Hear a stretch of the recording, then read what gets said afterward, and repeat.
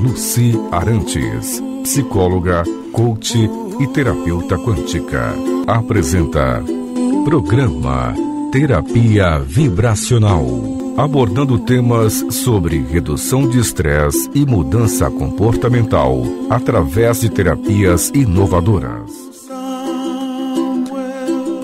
Boa tarde, muito bom estar aqui com vocês novamente nessa terça-feira, podendo falar sobre autoconhecimento.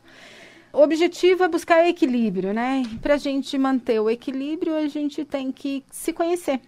Se você não se conhece, você age impulsivamente. A gente tem formas de, ao longo do nosso aprendizado, a gente vai desenvolvendo um jeitão de olhar o mundo, de olhar a vida. E muitas vezes a gente vai agindo, atuando como se fosse um palco. Então a gente vai funcionando. A gente só percebe que fica irritado depois, a gente só percebe que as coisas dão errado depois. E autoconhecimento tem que ajudá-los a fazer mudanças, a pelo menos escolher se você quer continuar ou não agindo da mesma forma. A minha proposta é uma proposta bem ampla, é uma proposta de mudança, é uma proposta de autoconhecimento, é uma proposta de rever padrões de repetição, de desconstruir crenças, de buscar a saúde, equilíbrio mental, emocional e energético. E eu uso, para ajudá-los, várias técnicas. Então, uma delas é o Psyche. Essa técnica, a gente equilibra o hemisfério direito e esquerdo. Bom, tirando o Psyche, tem o EFT, que é uma técnica bem difundida, conhecida, acredito, pela maioria. São pontos de acupuntura onde a gente bate com os dedos. E a gente vai trabalhar também equilíbrio físico, mental, emocional e também energético. Às vezes, para dor, eu gosto de testar essa técnica com dor, que a dor desaparece, aí a pessoa acha que é meio mágica. Na verdade, ajusta a pessoa. Então, é muito legal. Fora essa técnica, a gente trabalha com distorções cognitivas, com padrão mental. Tudo que é mental, emocional, a gente usa técnicas de acordo com a necessidade e com a dinâmica do problema da pessoa, né? Então, se a gente tem uma distorção de pensamento, por exemplo, eu sinto que está todo mundo sempre me vigiando. A gente está falando de um pensamento meio paranoico. Aí a gente tem que aprofundar para ver qual é o grau de distorção e o quanto que a gente consegue, através das técnicas cognitivas, ajudá-lo a perceber o outro e o mundo como menos ameaçador. Então, são distorções do pensamento. Por exemplo, uma outra distorção muito comum, a gente olhar para a cara do chefe e achar que sabe o que o chefe está pensando. Se ele está bravo, se ele está nervoso, se ele está isso ou aquilo.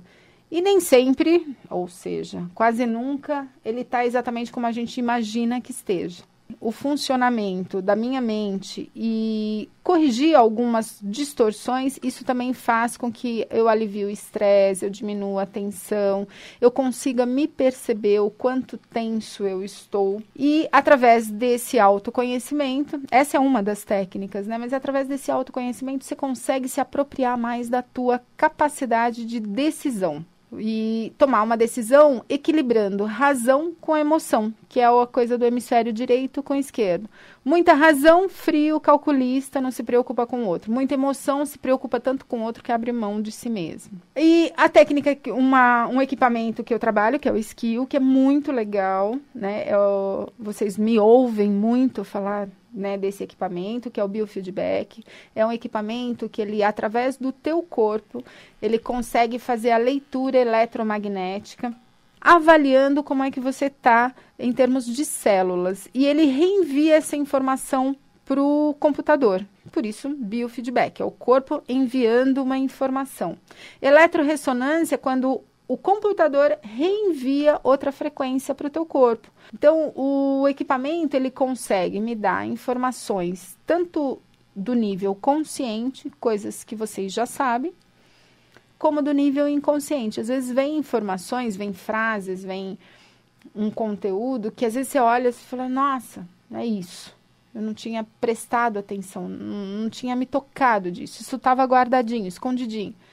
E na medida em que o equipamento consegue me dar essa informação, a gente consegue trabalhar. Ele vem para um outro âmbito, a informação vem para a consciência, e a gente pode decidir trabalhar ou não. E o equipamento, através das sessões, ele vai te gerando o quê? Alívio de tensão, alívio de dor, melhora muitas vezes o processo respiratório. Quem tem dificuldade, bronquite, às vezes na própria sessão a pessoa sente a melhora da respiração, dores, sono, nível de estresse reduz significativamente. Esse é o objetivo principal do tratamento. E aí, através de todas essas técnicas, que é um conjunto de coisas, que a gente usa para tratar o quê? O teu objetivo, né? E o teu objetivo pode ser N. Pode ser uma questão física, pode ser um desequilíbrio emocional, e o físico já está sofrendo muito, e aí a gente tem que equilibrar o físico e o emocional. Às vezes pode ser uma questão também energética e espiritual, isso também o equipamento identifica. Nós não vamos fazer uma sessão de desobsessão, não é isso. Mas o equipamento identifica desequilíbrio no teu campo áurico, no teu campo, nos chakras, no teu campo energético. Quando a gente identifica esse desequilíbrio, ele consegue me sinalizar que tipo de desequilíbrio, se é só uma questão energética ou se tem algum acompanhamento espiritual. E aí, como a gente muda a frequência elétrica do corpo da pessoa, a gente muda, né? A gente afasta vamos colocar essa entidade, esse espírito que está próximo da pessoa naquele momento. E, óbvio, a gente vai sinalizando para a pessoa buscar o tratamento adequado. Então, assim, é um equipamento muito amplo, muito legal. A mudança é fantástica. E o objetivo é trazer autoconhecimento, é trazer conhecimento para vocês. Eu vou abrir o telefone da rádio, eu vou falar com vocês hoje sobre dependência afetiva. É um tema que, assim, aparece bastante no consultório, pessoas muito inseguras, com muita dificuldade de tomar decisões, dependem muito da opinião do outro. Pessoas que afetivamente, às vezes, se submetem a relacionamentos difíceis, às vezes sofrem humilhações, tudo por medo de perder a pessoa, por medo de ficar sozinho.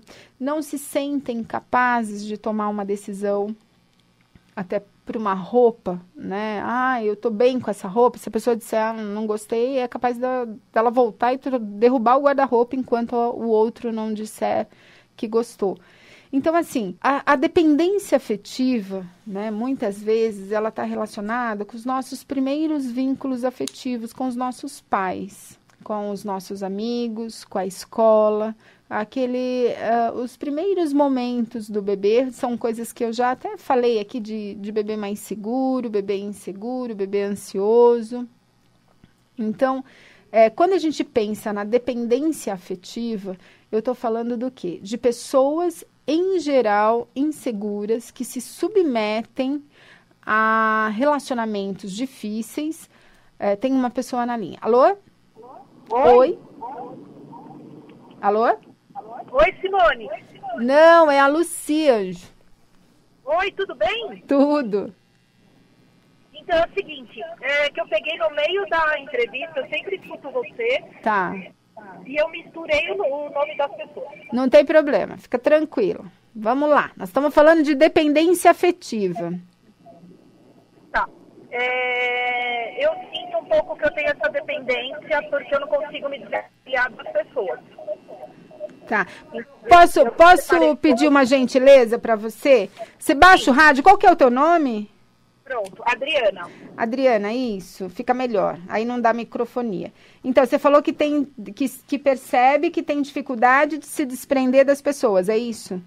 Isso, porque o que acontece? Eu me separei há pouco tempo, mas eu sentia que eu não conseguia por causa da perda física, sabe? Da pessoa dentro de casa. Uhum.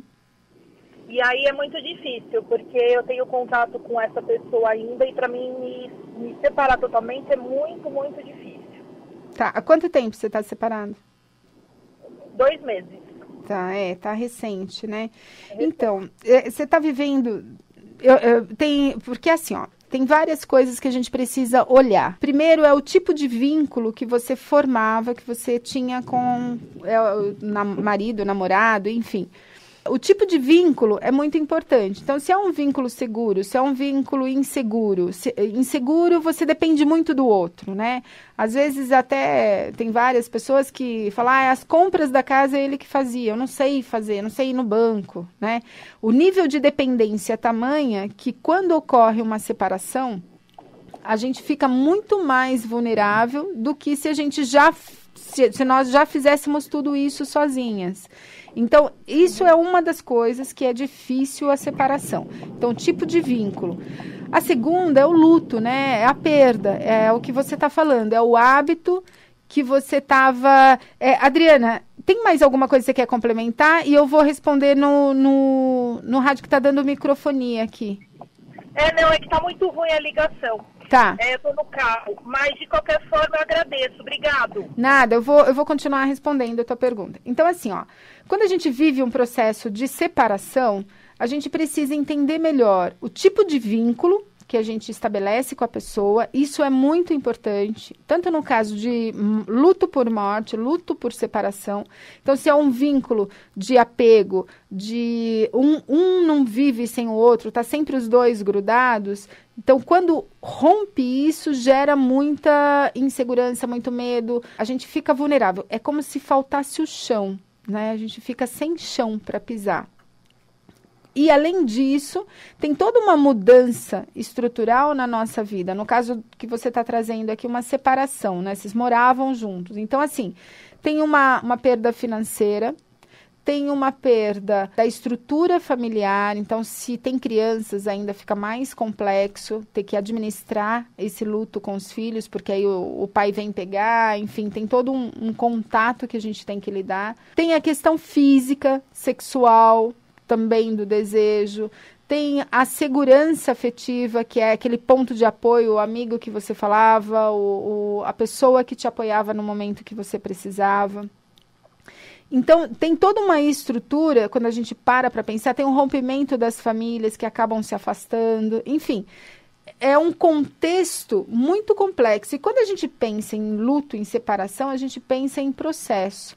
É um processo de amadurecimento, é um processo de aceitação dessa mudança, dessa situação atual, desse momento novo, e o que você faz com tudo isso, porque a vida continua, né? Então, as crianças têm que ir para a escola, as contas estão aí, tem que ser pagas, se você não tem trabalho, você tem que arrumar, e se tem trabalho, às vezes não é o suficiente para manter as tuas despesas, enfim. Então, tem toda uma condição estrutural, física, básica, que a gente tem que dar conta. E, emocionalmente, se a gente está se sentindo muito vulnerável, muitas vezes pode dar, inclusive, depressão numa fase como essa de separação. A gente perde a vontade de fazer as coisas, perde o desejo, perde o interesse pela vida, o interesse de sair, se tem filhos, de fazer alguma coisa com as crianças. Então, assim, o emocional, ele é a base para que você consiga resgatar todo esse processo. Quando a gente fala em luto, quando a gente fala em perda, a gente está falando disso. Identificar quais foram esses vínculos, trabalhar esses vínculos e, a partir daí, reestruturar a tua vida de uma maneira mais satisfatória. E aceitar a separação, que também não é fácil. É um outro momento, é uma outra situação da tua vida completamente diferente. Quando a gente sai da casa dos pais e vai se casar, a gente está agregando, né? Quando a gente está casado e a gente separa, é como se a gente estivesse perdendo algo. Então, a gente perde a nossa condição de casados, onde a gente tem alguém para compartilhar e agora a gente está sozinho. Então, é outra transição que a gente passa. Mas muito importante, gostei, Adriana, da tua pergunta. E o vínculo que eu estava falando de dependência, ele dificulta e agrava tudo isso. Porque o que acontece quando a gente está muito dependente do outro? O outro, tudo que a gente faz gira em torno do outro. São relações muito complexas, muito grudadas, e às vezes quanto mais insegura eu for, quanto mais dependente eu for, mais eu afasto a pessoa que eu quero do meu lado. Por quê? Porque a pessoa se sente sufocada, sente que tem que dar conta da felicidade do outro, a pessoa sente um peso na relação e muitas vezes isso acaba desgastando o relacionamento, mas como a outra pessoa tem muito medo de perder, ela se submete a brigas, a discussões, a humilhações, abusos, às vezes abusos sexuais, físicos, emocionais, psicológicos, enfim. Então, são situações que a pessoa vive de uma maneira geral que não tem a ver necessariamente com o outro, mas com a gente, com a forma como a gente se vincula. E uma coisa que eu queria falar com vocês é assim, como é que a gente educa um filho ou como é que a gente faz para estabelecer com que essas crianças sejam mais seguras. Então, assim, pensem, nenhum extremo é saudável. Nem o pai muito rígido, a mãe muito rígida, que cobra muito, você está errado, você não arrumou teu quarto, você não fez a lição, você não tirou a nota que precisava, enfim. Quando a criança faz as coisas e a gente tem sempre uma crítica, lembrem-se bem, a crítica, nosso objetivo é que a criança melhore, mas a gente tem que lembrar de elogiar. Não adianta só criticar. Então, se você pediu para a criança guardar os brinquedos e ela guardou de qualquer jeito, elogie, ela fez o movimento, ela guardou. Numa outra situação, você pode sentar com ela e juntos mostrar para ela como é que guarda. E você vai ter que fazer isso várias vezes, até ela conseguir absorver qual é o melhor jeito de guardar, ou como a minha mãe gostaria, ou dentro desse quarto, qual que é o melhor canto para eu deixar os brinquedos. A criança, ela precisa também do elogio. O contraponto também é muito ruim, quando a gente só elogia, faz tudo o que eles querem, ele quer um presente, toma. Às vezes a criança nem sabe o que quer. Tem uma data X, Natal, aniversário, e a gente pergunta para eles, o que você quer ganhar? E a criança não sabe. A criança fica pensando, uma boneca, a Barbie. Qual delas? Você já tem das 150, você tem 149. Aquela. A criança não tem desejo. A criança não tem falta, a criança não tem necessidade, ela não lida com frustração. É importante a criança saber esperar, é importante a criança aprender a lidar com frustração, a ter limites, né? A saber que a vida, de uma maneira geral, não é ter tudo do jeito que a gente quer, na hora que a gente quer, como a gente quer, né? As pessoas não vão se submeter aos nossos desejos, aos nossos, enfim, as nossas condições de ter que impor para o outro o que ele quer.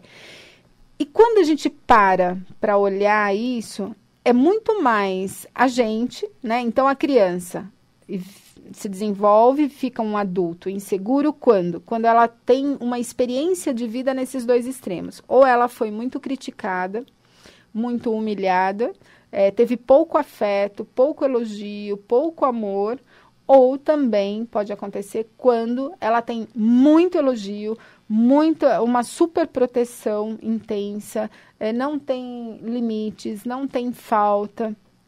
Esses dois extremos podem gerar adultos dependentes. E quando essa dependência ela tem um nível de... E aí a gente pode avaliar, quando ele é muito alto, quando a pessoa gera um nível de tensão e de ansiedade muito grande, quando ela não consegue o apoio do outro, a gente pode até pensar em transtorno de personalidade. E aí eu estou falando de uma dependência, de uma doença, né? De um transtorno onde a autopercepção é muito mais complexa. E aí a gente tem que realmente fazer um trabalho mais longo, um trabalho mais voltado para o autoconhecimento, para a pessoa se apropriar dessa noção. Então, assim, pessoas muito ciumentas, muito inseguras, que cobram, que precisam sempre do aval do outro para se sentir, para saber que fez certo, para validar isso, isso é uma pessoa que normalmente tende a gerar dependência. E óbvio, né, quando a gente projeta no outro muito desejo, o que acontece? O outro não faz. né? Então, eu quero que o outro me leve para jantar, mas ele não leva. Mas eu também não digo, porque se eu disser, ele pode, sei lá, pode não gostar, vai ver que não é isso que ele quer. E aí a gente começa a ter posturas e atitudes de intimidação e só faz o que o outro quer. E o outro se enche por quê? Porque a gente nem diz para ele o que a gente quer, ele não sabe, né? Então, são relações, às vezes a gente vai complicando a nossa vida, complicando as nossas relações por falta de autoconhecimento, de autopercepção, de entender melhor como é que a gente funciona, como é que a gente pode lidar com as coisas. Isso faz toda a diferença. Na medida em que eu sei que eu sou realmente insegura e que eu tenho essa consciência e que eu percebo que eu estou extrapolando, essa consciência vem. Essa é a hora de eu poder fazer escolhas melhores. E até dizer para o outro, olha, eu sei que eu extrapolei, mas estou tentando me controlar, enfim, vamos conversar sobre isso. E cria um espaço sobre esse tema, sobre essa conversa e melhora a qualidade da relação. Bom, pessoal, meus telefones, 5049-0863 ou 5049-0547. Site terapiavibracionalsp.com.br. Quem quiser mandar e-mail para mim, quem quiser entrar no Face, também podem entrar através do próprio site, tem lá postado algumas coisas, ou mandem e-mail para lucy.terapeuta@gmail.com. Pessoal, um grande abraço.